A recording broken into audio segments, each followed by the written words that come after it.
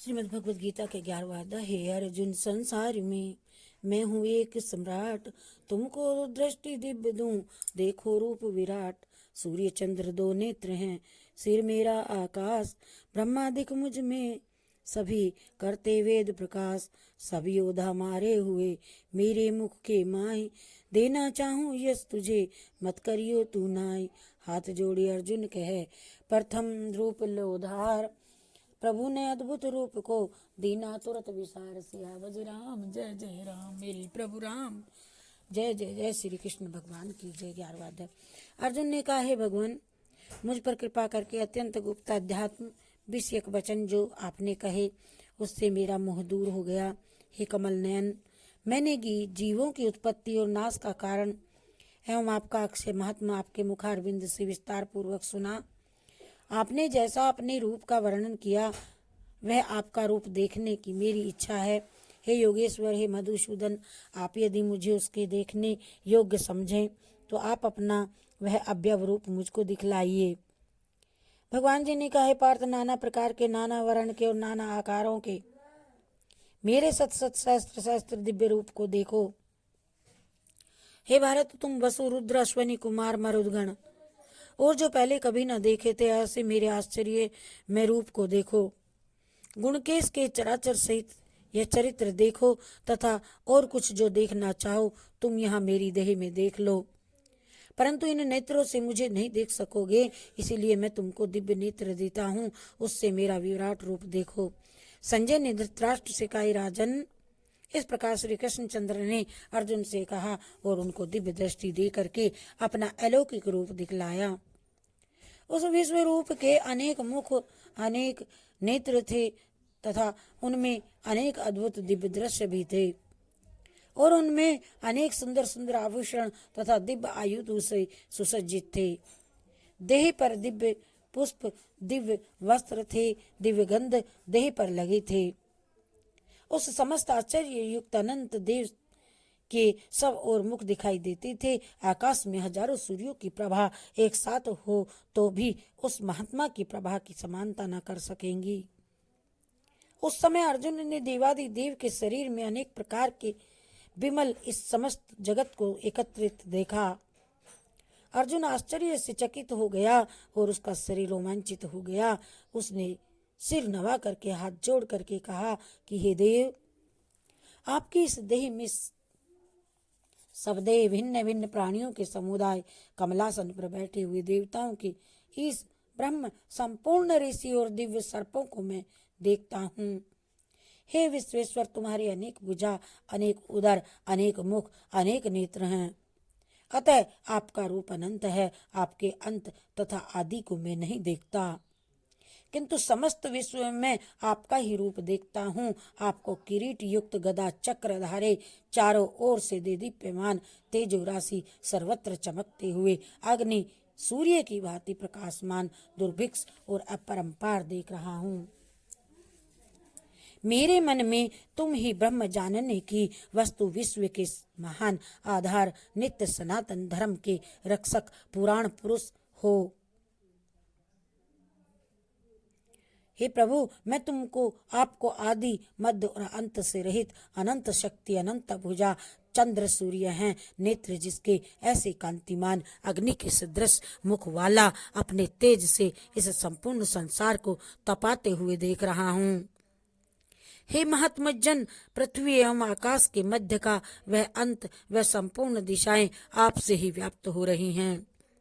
आपका यह अद्भुत तथा उग्र रूप देख तीनों लोक व्यथित हो रहे हैं। यह देखा कि देवताओं के समूह तुम्हारी शरण आ रहे हैं, उनमें कितने ही भयभीत होकर के हाथ जोड़ करके तुम्हारी प्रार्थना करते हैं। महर्षियों और सिद्धों का समूह स्वास्थ्य कह करके नाना प्रकार से तुम्हारी प्रशंसा कर रहा है।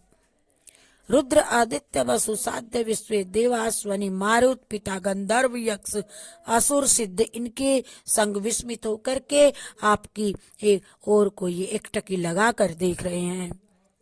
हे महाबाहो, अनेक नेत्र, अनेक बाहु, अनेक जंगा, अनेक पैर, अनेक पेट, कराल, दंत युक्त तुम्हारा ये विशाल रूप देखकर सब अत्यंत भयभीत हो रहे हैं और मैं भी घबरा रहा हूँ। आकाश तक पहुँचते हुए आपके प्रकाश के अनेक वर्षों से फैलाए हुए अग्नि उगलने वाले मुख, विशाल नेत्रयुक्त आपको देख करके हे विष्णु मेरा जी घबरा रहा है। मुझसे धैर्य नहीं धरा जाता तथा चित्त स्थिर नहीं होता। मेरा हे देवेश, हे जगन निवास, इन भयंकर डाढ़ों वाले कालाग्नि के सदृश आपके मुखों को देख करके मुझे दिशाएं नहीं सूझती, मैं शांति को नहीं पाता। मुझ पर दया करो हे प्रभु। धृतराष्ट्र के दुर्योधन आदि पुत्र अपने साथ अनेक राजाओं सहित तथा भीष्म, द्रोण, कर्ण तथा हमारी ओर से मुख्य मुख्य योद्धा बड़ी बड़ी डाढ़ों से युक्त आपके विकराल मुख में शीघ्रता से प्रवेश कर रहे हैं तथा उनसे आपके ही लोग आपके दांतों में दब करके ऐसे दिखाई देते हैं मानो उनका शरीर चूर्ण हो गया हो। जैसे नदियों की अनेक धाराएं सब समुद्र की ओर बहती हैं, जब वैसे ही ये मनुष्य लोक के वीर आपके प्रज्वलित मुखों में प्रवेश कर रहे हैं।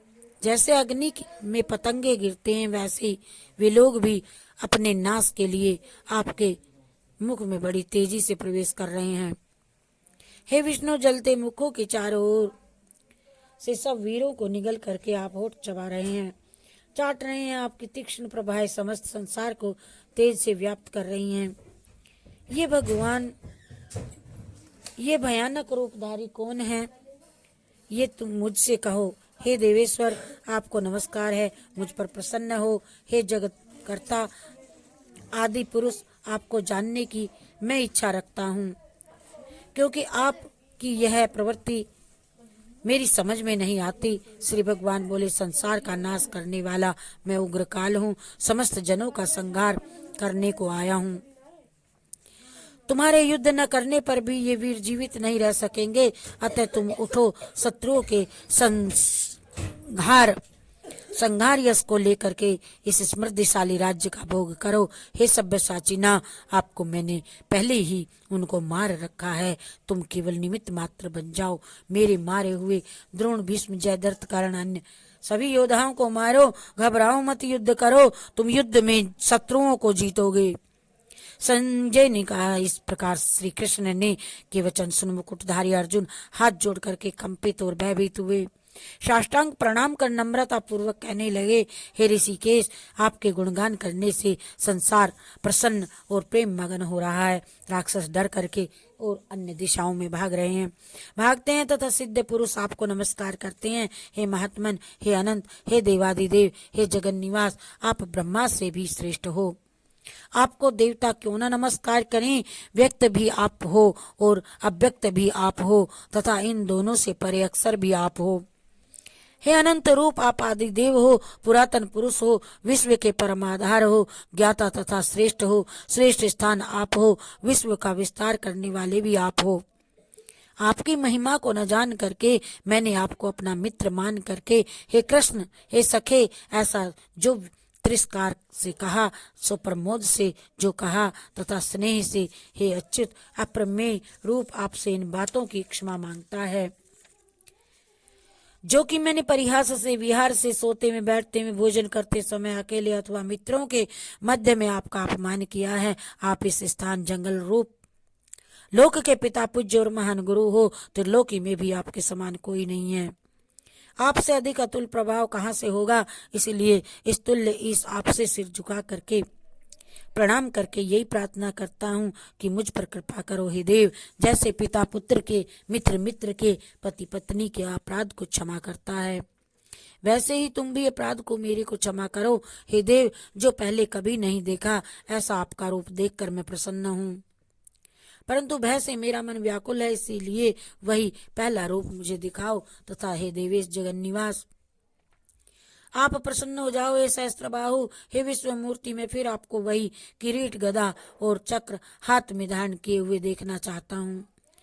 श्री कृष्ण भगवान ने कहा, अर्जुन, मैंने प्रसन्न होकर के ये तेजों में अनंत आद्य विश्व रूप अपने योग के प्रभाव से तुमको दिखलाया, जिसको तुम्हारे अतिरिक्त इससे पहले कभी किसी ने नहीं देखा था। मेरा ऐसा भयानक रूप देख तुम व्याकुल और मूढ़ ना हो।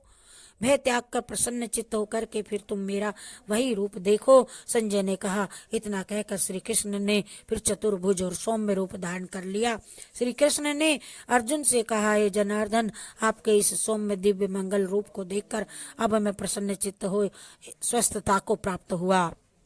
श्री कृष्ण बोले, हे पार्थ, मेरा जो विश्व रूप तुमने देखा है इसका दर्शन संभव नहीं। देवता भी उस रूप की आकांक्षा करते हैं। हे अर्जुन, जैसा मेरा रूप तुमने देखा है ऐसे रूप को वेदाध्ययन, तप, दान और यज्ञादि कर्म द्वारा देखना भी असंभव है।